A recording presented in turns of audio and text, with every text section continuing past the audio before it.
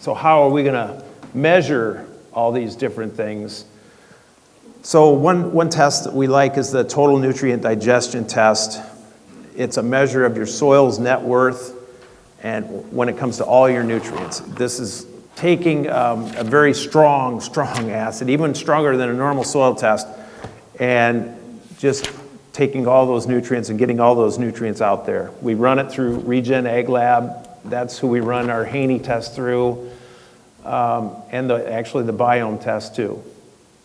So this total nutrient digestion report, it's showing carbon, nitrogen, phosphorus, all your different trace elements.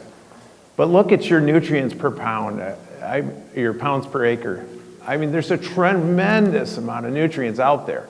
What Jim was saying, that we have all this phosphorus and all this potassium out there. Phosphorus at 440 pounds per acre. Potassium at 3,600 pounds per acre. Calcium's way high. Carbon, look at the carbon, 78,000 pounds. The big thing with this test is we don't want to do it on every single acre. We want to do it on, pick a field or two and do this test, just to see what you have out there. Where's this one based out of? Pleasanton, Nebraska. They actually have the two Haneys that developed the Haney test are working at their lab doing their analysis. It measures our macro and micronutrients like standard soil tests. However, it uses very weak acids, and this mimics more of what the soil roots extract out their root system. It measures soil health. It measures some microbial activity. The cost is around $55 a test. And again, it's through Regen. So this is the actual Haney analysis. There's a lot of different ways that they test nitrogen, so this is a key. And many times we can look and save about 40 pounds of nitrogen or so per acre. So pays for the test right there. Because they test for organic nitrogen to inorganic nitrogen, that ratio, and then the organic nitrogen release, all these different forms of nitrogen. They test for multiple forms of phosphorus. A lot of times we can lower the amount of phosphorus that you apply on your fields too, because they test for all these different forms, organic forms and inorganic forms. All these factor into that soil test. Of course, we have your typical soil pH. This is up from one of my growers in western Minnesota. He's got a high pH up there.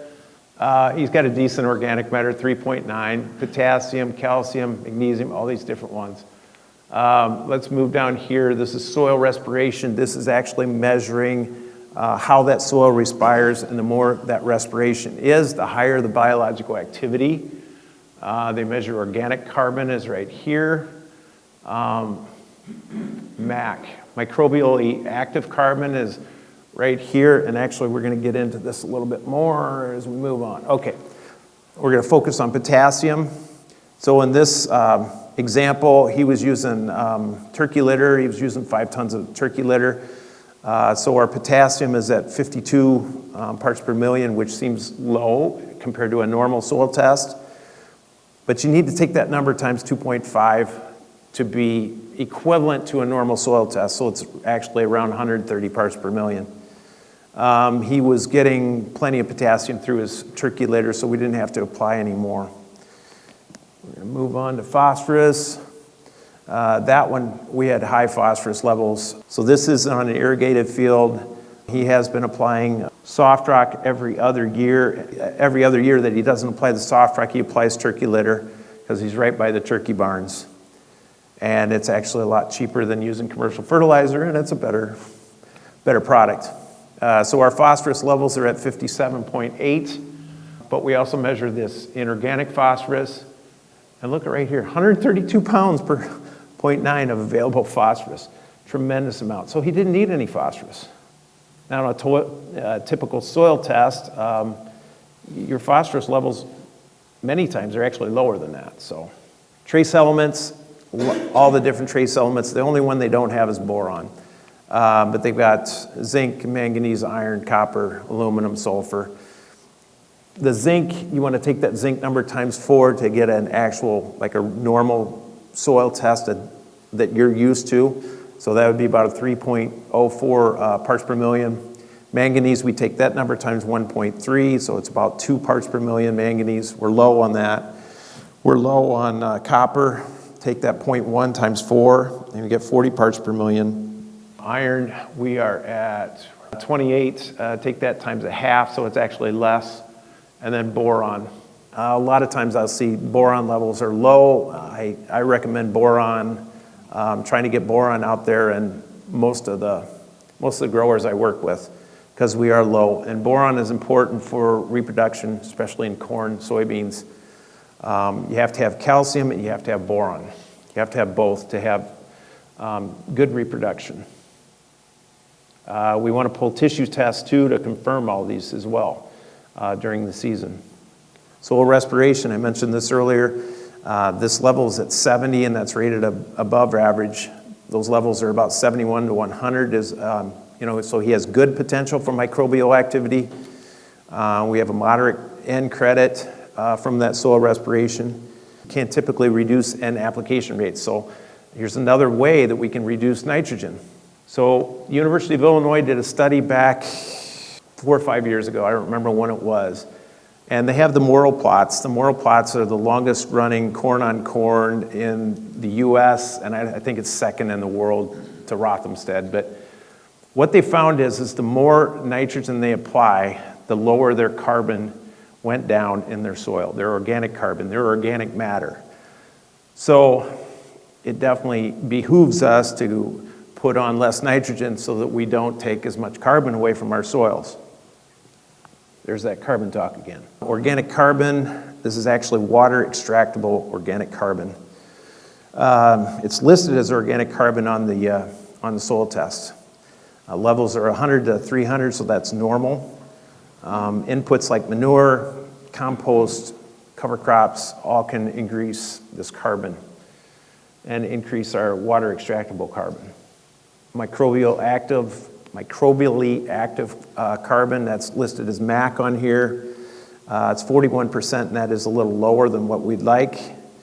When that level is below 25%, that means we're limiting on our soil respiration, and drought could be having a factor here, or cold temperatures could be affecting that too. When you get this Haney test, I'll go through all of this with you and then give you a write-up. Water extractable nitrogen, we talked about all these different forms of nitrogen. So you want those normal levels. The normal levels are between 10 and 30.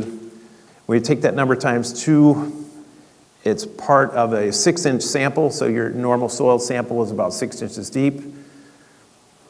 So that's why we take it times 2. Let's see, water extractable organic nitrogen is a pool of organic N that is available to those microbes. So again, this is more of a microbial type of soil test.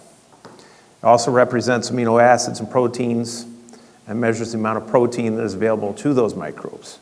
Organic carbon to nitrogen ratio, it's listed as C to N. We want that between 10 and 12 to 1 so that we have the greatest potential of microbial activity and mineralization, which is breakdown of the minerals, making those available to the plant. Organic N to inorganic N, another form of measuring nitrogen. Organic N release, it's another form of nitrogen. If you take that number, again, that 6-inch sample depth, take it times 0.3. The 0.3 is a factor in there. That ends up being 26.8 pounds per acre of that nitrogen. So again, we can subtract that from the amount of nitrogen that you need. Okay, your organic N reserve, you actually want that number at 0, so that means you use most of that nitrogen up. Soil health score, this is totally different than any other test, so another reason why we like the Haney. This kind of gives you a standard of where you're at compared to other soils out there. A starting point, it's not the best score, is 7. This one's at 11.9. I'd like it even higher than that. I've seen some higher, 15, 20, that type of thing. That means you have good microbial activity, you have good mineralization, your soil's kind of humming.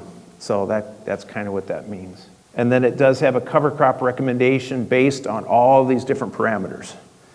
So this one is recommending 40% legumes and 60% grass. The 60% grass is because we were a little bit low on the carbon, so we need more carbon from the grass. The legumes are going to give you more nitrogen.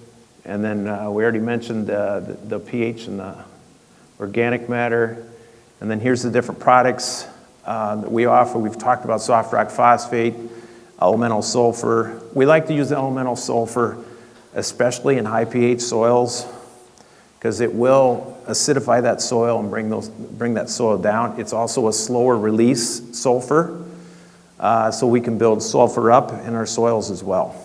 Potassium sulfate, I definitely prefer to use potassium sulfate, but it's very hard to get and it's very expensive. So we have to look at that too. Pelletized lime, gypsum, of course, the humates. Humates are another form of carbon to put out there to help, move things along, get that microbial activity going. So this is the microbial test. It is actually measuring the actual microbes in your soil. So this test is showing, we've got different forms of mycorrhizae fungi. We actually have a fungi to bacteria ratio right here. So in a healthy soil, this should be 1 to 1. This is at 1 to 3.76, so it's not bad, it's not horrible. We'd like it closer to that 1 to 1 for sure. And we want the arbuscular mycorrhizae, the ectomycorrhizae ratio to be closer to 1 to 1. This is 1 to 36, so that's way off. Okay, so this is the fungi to bacteria. You can tell 1 to 85,000. That means there's way too much bacteria and hardly any fungi in that soil. And the more fungicides we use, the more this is going to get out of whack. I do not like fungicides. I think they're harming our soil probably more than almost anything right now, even glyphosate. Because they're absolutely destroying our fungi, they're destroying our mycorrhizae. The mycorrhizae have a tremendous ability to form basically like spider webs all throughout your soil.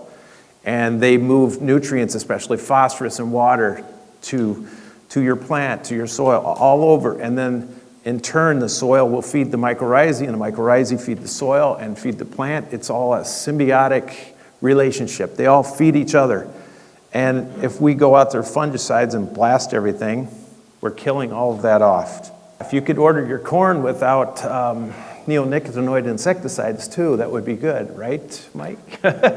So basically what I wanted to show here is we've got on this bee crop test, this microbiome test. You can send this into Regen Ag Lab. The cost is around $200, $250. I don't remember the price, to be honest. This test is showing what pathways are open microbially. The blue indicates good, the yellow indicates poor. That's the main thing I wanted to show you there. We could get in a lot more in depth than that, and I can get in a lot more in depth with you on that if you do get that test. So we're just mainly showing you what this test offers. It offers carbon, nitrogen, phosphorus, potassium, all your different trace elements. Now see, these are all yellow, which means that that's poor. They're poor. Those pathways are poor because there's not enough microbial activity to open those up. So those poor availability to the plant. And then on this side, we're actually doing a little bit better. We actually have better availability, and the blue is indicating that. So biological effects on nutrient movement is different than what a chemical analysis will sometimes show. In this example, the soil sample shows different statuses related to that same nutrient. High levels of nutrients in the soil are not easily moved into the plant if the biological nutrient pathway is obstructed. It also measures hormones, your auxins, cytokinins, gibberellins. We have the poor example where we have the yellow in color, and then we have the blue example. Again, better biological activity, you're going to have better hormone production.